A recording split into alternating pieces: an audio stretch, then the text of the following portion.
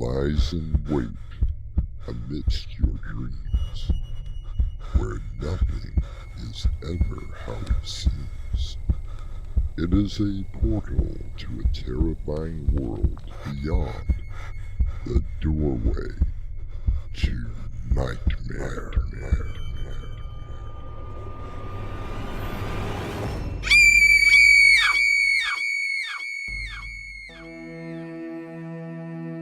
Come in.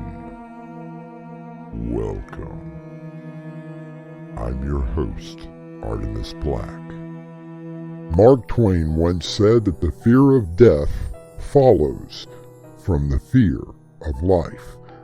A man who lives fully is prepared to die at any time. But let's face it, is anyone truly prepared to go into that dark night?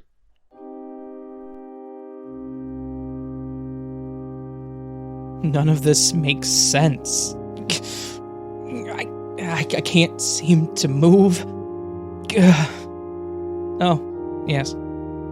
I'm inside of my coffin. I always thought that there was some sort of light or something came for you. Maybe I was just forgotten. But then, why am I in a coffin? I can smell the flowers around me. Weird. I can feel the satin lining under me. We pray to thee, our God, this day, for the blessings you provide. That must be Pastor Rick. Yes, it is definitely him. Leave it to my wife to let him officiate at my funeral. Wait, I can hear him. I wonder if I can talk. Hey! I'm not dead! Can anyone hear me? Well, I guess 3 senses is better than none. We pray to thee, our God, this day. That's right, Pastor Rick. And just keep talking. And talking. And talking and talking. And you always wondered why I was rarely at your services. I mean, really, Carol? I know I discussed my memorial service with you, and I specifically asked you not to have that. Well, perhaps I shouldn't speak ill of the living. I wish I could remember what exactly happened to me. Let me see. The last thing that I remember was...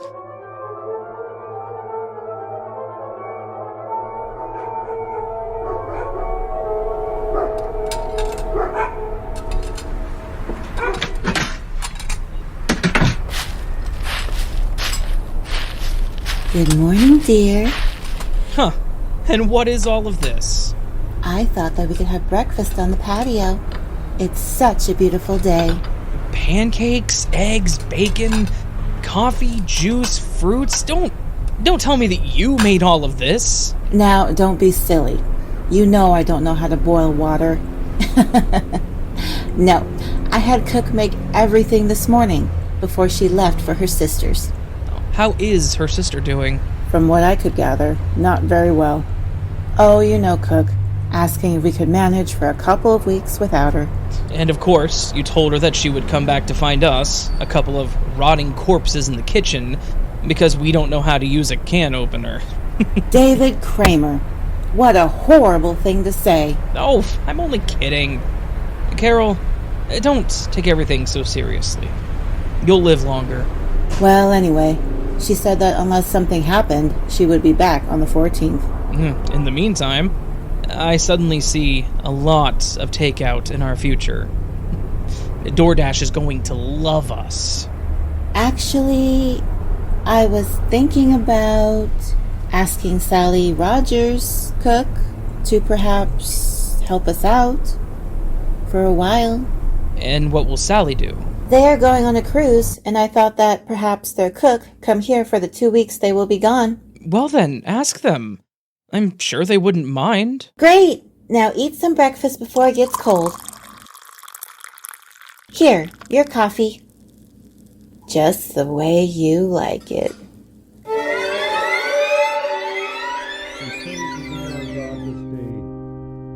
blessings you provide. Jesus, that man could talk for hours From ashes about to ashes, nothing. from dust to dust, Why is he still going so it on? must be. Beneath thy almighty Oh, well. wings. Yes, Oh God, I remember the spirit of all our breakfast. joy, the I remember cause of you, our delight. Carol, handing me the cup of coffee. I also remember how bitter it tasted, but naturally I didn't say anything about it. Now what's going on? He's such a wonderful man. I'm so sorry. I wonder who that was. I couldn't quite place the We're going voice. to miss you. You really kept that place going. Now, that was Arnie Metcalf. Best foreman I ever hired. Miss Kramer. Hello, Pastor Rick. Thank you for doing this on such short notice. It was my pleasure, Miss Kramer. Did you give him enough? Yes, it was very sudden. Quiet. Someone will hear. Sorry. Don't worry. Everyone is in the banquet hall. See? We're all alone. I hadn't noticed. So, did you? Yes, exactly what you told me to put in. And he drank the entire cup? I suppose it was good to the last drop. Carol, if he died at home, how were you able to get by without the police doing an autopsy? Money does have its privileges. Besides, I simply told them it was against our religion. And what about the will? Don't worry, darling. Everything is in order. It may take a little time to probate, but afterwards, we can be together. Why don't you come into the office? Why, Pastor Rick, what would the mourners say? It's one of my duties as a representative of the church to console the bereaving widow, isn't it? And how do you plan on consoling me? Use your imagination.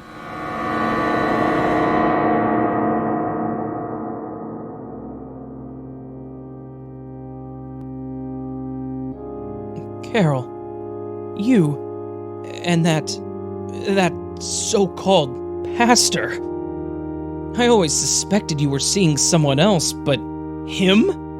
And you murdered me?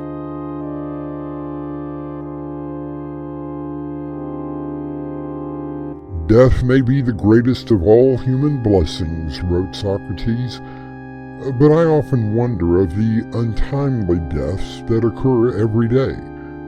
What sort of plans and dreams went undone that might have changed the lives of those around them? I'll be back, perhaps not with an answer, with Act 2.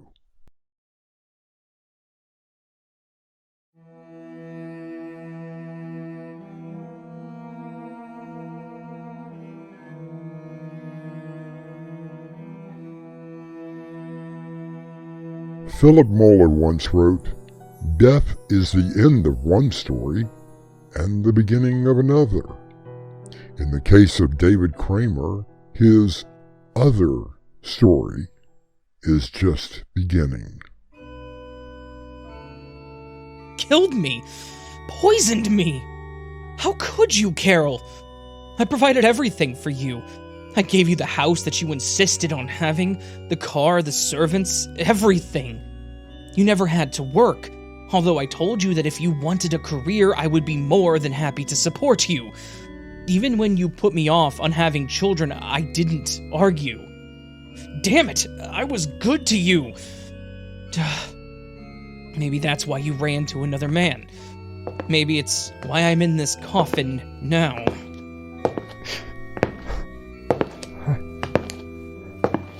I'm so sorry, David. I got here as fast as I could. Brandon? When did you get in? Carol, about an hour ago. I came straight from the airport. I told you that it really wasn't necessary for you. I know what you told me, Carol. But he is my brother. Yes, of course, you are right. He looks rather peaceful, wouldn't you say? Just tell me what happened. Now, I thought that I explained all of it over the phone last night. Well, I want to hear it again, in person. Very well. We were having breakfast on the patio, and somehow he was stung by a bee. Did you see it? Or hear it? Well, no. David yelled, collapsed, and by the time the doctor got there, he was... It must have been an allergic reaction. Besides, with all the sugar he used in his coffee, it's no wonder. What did the autopsy have to say? He didn't have one, just like he wasn't embalmed. Now you know what our religious beliefs are. Oh, yeah. Yeah, the Church of the Everlasting Light, or whatever the hell you call it, or the con artist for a preacher. I hear that. Oh, Pastor, this is Brandon, Dave's brother. I'll have you know that we're a fully ordained church. Maybe if your brother had come a little more often. Oh, and you must be the famous Pastor Richard Foster. Well, what indeed an honor it is to meet such a distinguished member of the religious community. Brandon, that's enough. No, Carol. It's quite all right. I've had many dealings with unbelievers in my day. I shall pray for you. Well, I think it would be very wise for you both to start praying. What does that mean? Because, my dear sister-in-law, if I have to find a judge, I will get a court order to perform an autopsy on my brother. Now you listen here. What the? Brandon, what's wrong? You look as if you saw something strange. I thought I saw... No. Never mind. It must have been just a trick of the light.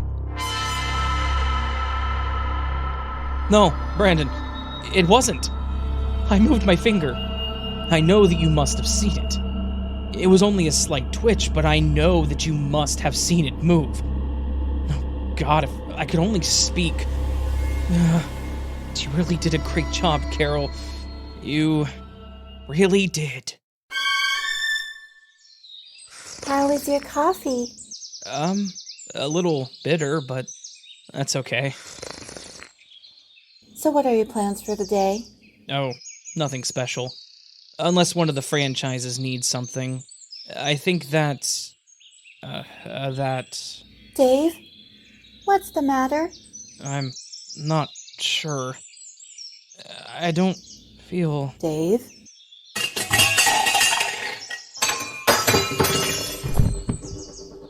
Something is wrong. My chest feels like... can't move. Hard to breathe. Then perhaps you should just die. Carol? Please, help me. Help you? Just die.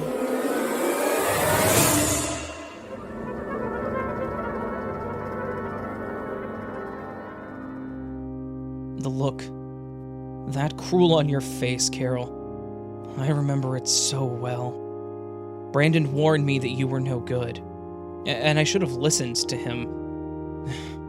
But the heart wants what the heart wants. And now, look at me, lying in a coffin at my funeral. And you, Carol, making love to the pastor in his office at my funeral. The final nail in the coffin. The final nail in the coffin.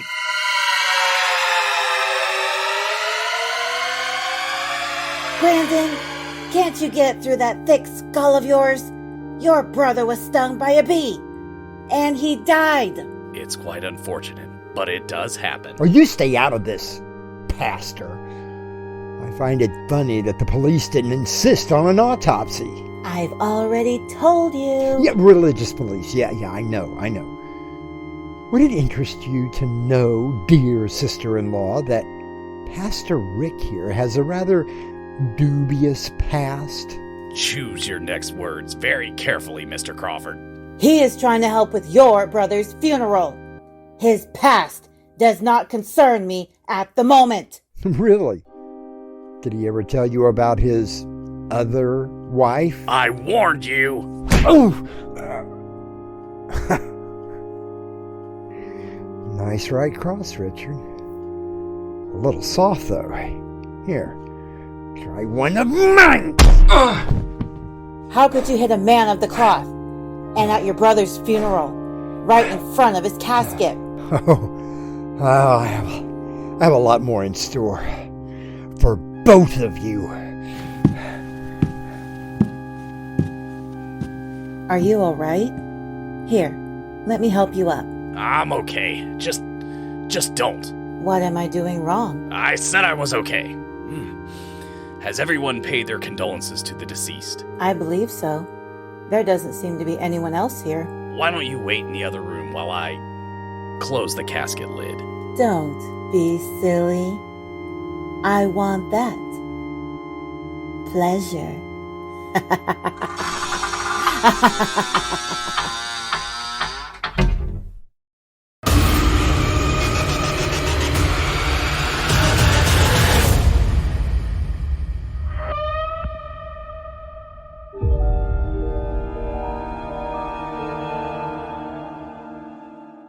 The true wretchedness, indeed, the ultimate woe, is particular, not diffuse.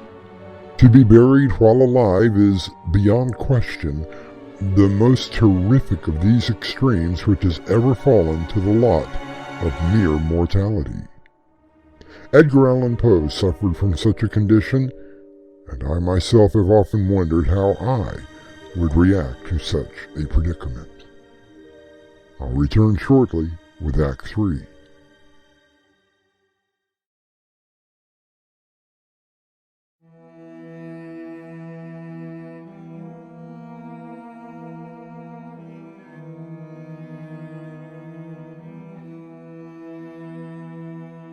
Oscar Wilde wrote, "Death must be so beautiful to lie in the soft brown earth with the grasses waving above one's head and listen to silence, to have no yesterday and no tomorrow, to forget time, to forgive life, to be at peace." It's so dark now. When the lid was open, I could see the light through my closed eyelids, but now, nothing. Damn it, I know I moved my finger. I know that Brandon saw it. If I did it once, I might be able to do it again. Rick, when will they come to take the casket to the crematorium? I just spoke with the director on the phone. The van is tied up in traffic, but should be here very soon. I just want to get this all over with. Will you come over tonight? Now, do you think that it would be proper for the widow to visit her pastor at his home? No, I suppose you're right. But there is nothing to prevent the pastor from the widow's church to pay a respectful visit to her home. What was that? What? I didn't hear anything. It sounded like it came over from over there. Quit being so nervous. The only thing over there is the coffin.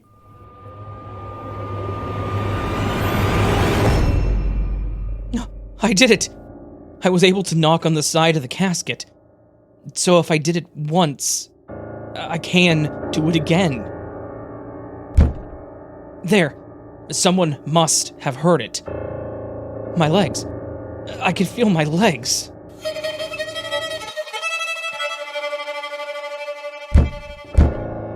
My God, it is coming from the coffin. No. No, you're dead. I killed you. Why don't you die? That's all I wanted to hear. Brandon? I thought that you... Left for the hotel, Carol? I thought that the two of you were the cause of my brother's death. And now, I'm sure of it. Mr. Crawford, if there was anything said to me or in this church, you should know that it was said under the rules of confession. But this isn't a Catholic church. Those rules, they don't apply. On the contrary, they do. Wait. What was that?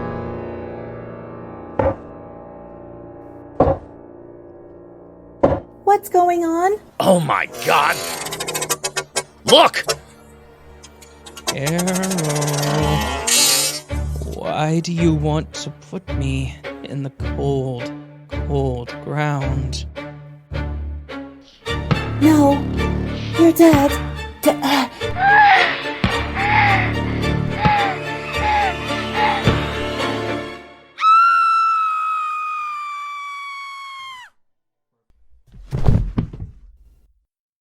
And now, for you, Pastor Rick. No! Stay away! Stay away from me! Oh. Poor Carol. Brandon, how is she? She's dead, dear brother. Must have had a heart attack. And what should we do with the good pastor? Well, I've got an interesting idea.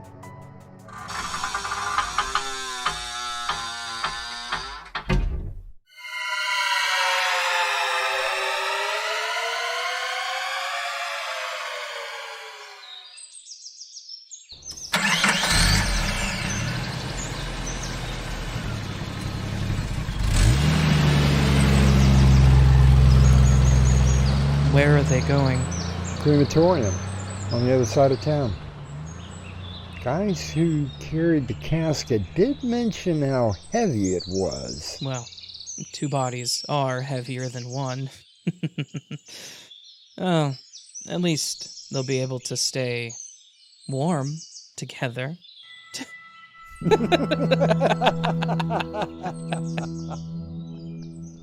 As the brothers watch the van drive away with the bodies in the casket, they smile. I'll be back shortly with a final word.